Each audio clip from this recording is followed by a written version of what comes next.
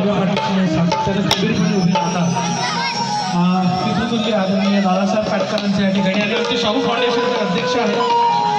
मी त्यांचा सत्कार करण्यासाठी आदरणीय खंडेराव सरांना विनंती पुष्पगुच्छ देऊन सत्कार सन्मान करावा। माझ्या मार्गदर्शिका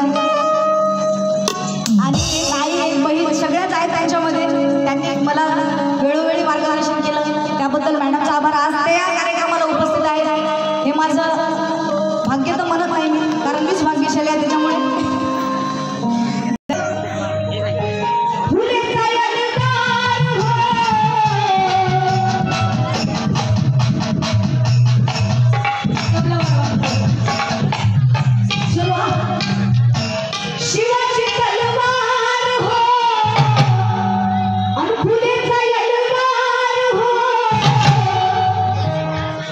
भीमाचा शिलेदार